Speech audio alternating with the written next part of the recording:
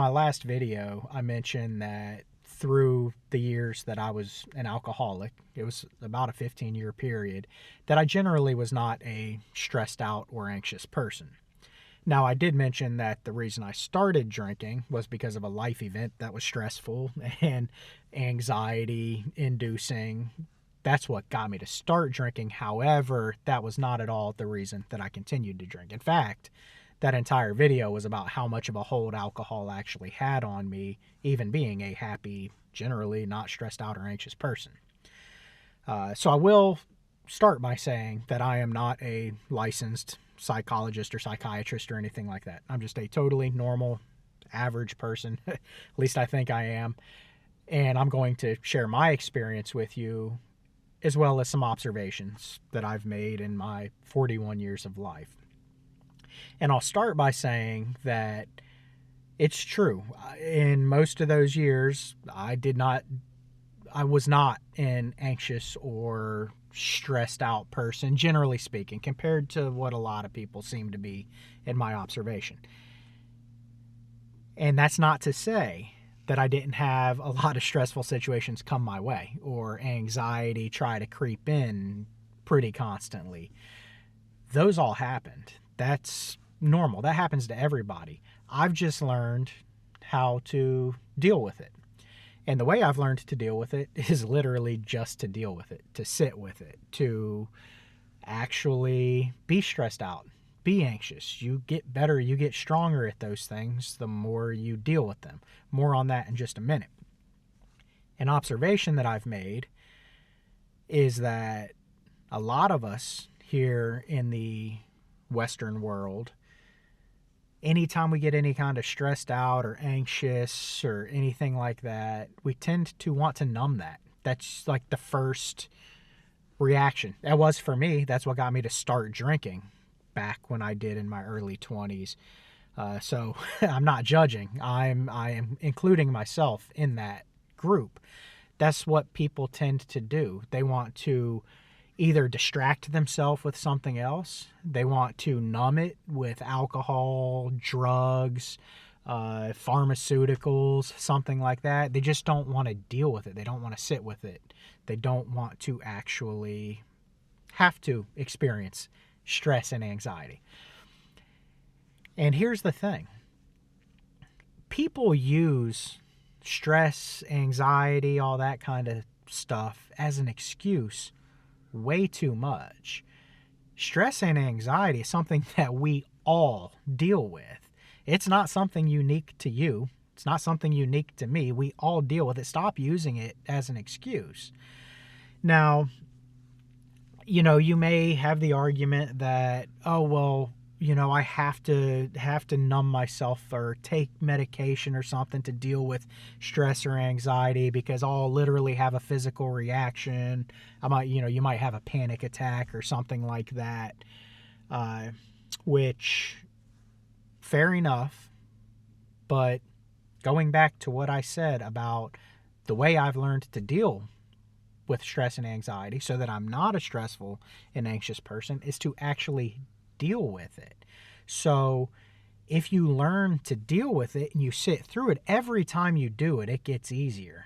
It takes bigger problems to stress you out. It takes, more intense things to make you anxious. If you sit through that and you learn to deal with it without medicating or numbing or anything like that.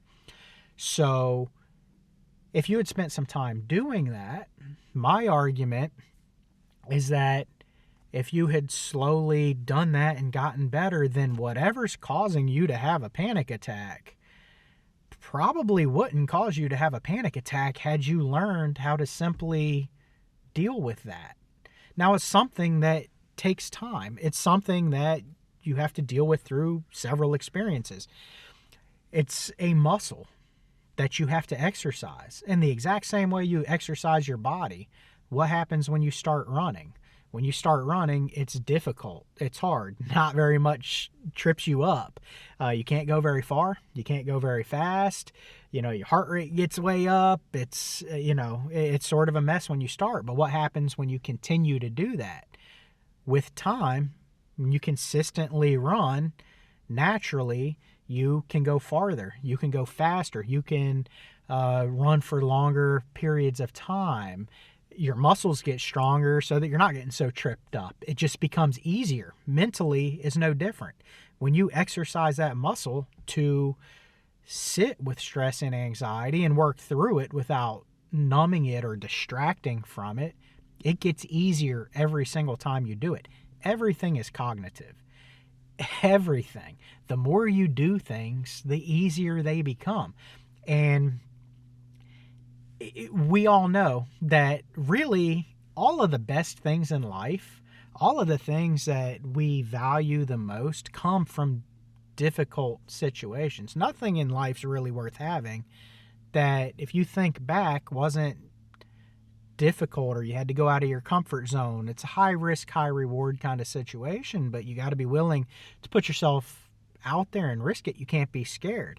And you have to understand too that if you continue to numb any kind of feeling, stressed or anxious or just any bad feelings at all, then if you continue to numb that and you don't really know how to feel bad, which I will say, it's okay to feel like crap sometimes. It's okay to feel bad. That's totally normal. That's just part of being human. But if you don't ever feel bad, how could you possibly ever feel good? It's just not possible. Think about that.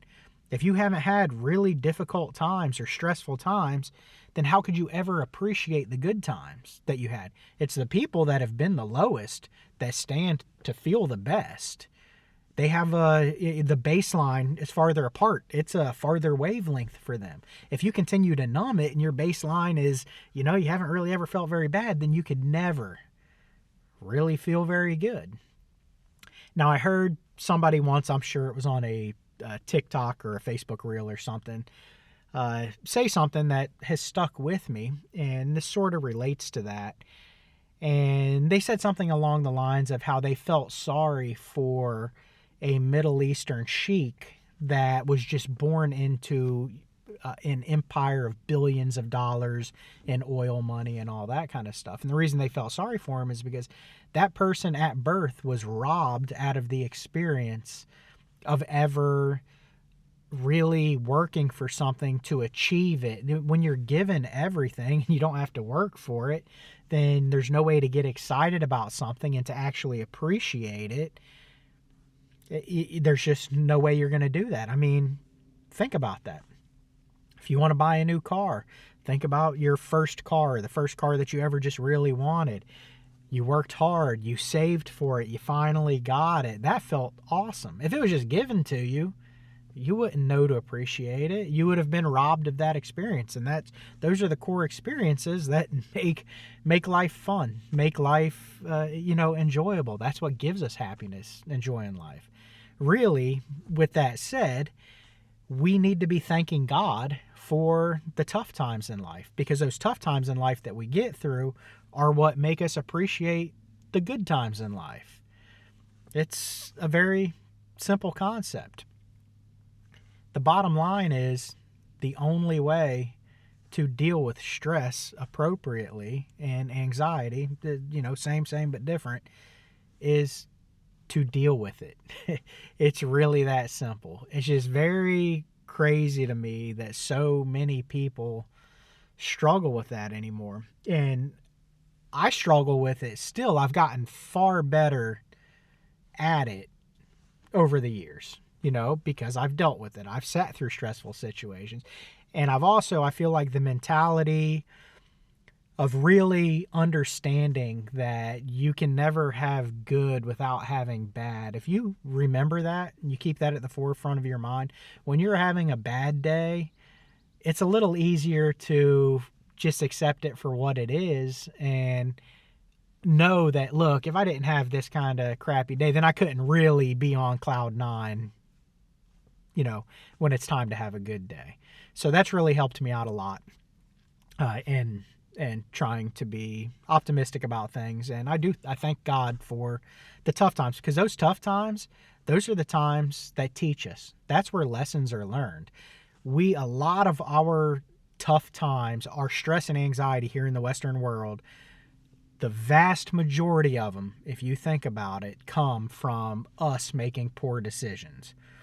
A lot of poor decisions we make are from inexperience, and that's fine. We're all going to make them, but they're going to stress you out, but they're going to teach you to make better decisions that are going to lead to happier times. So thank God for those learning experiences.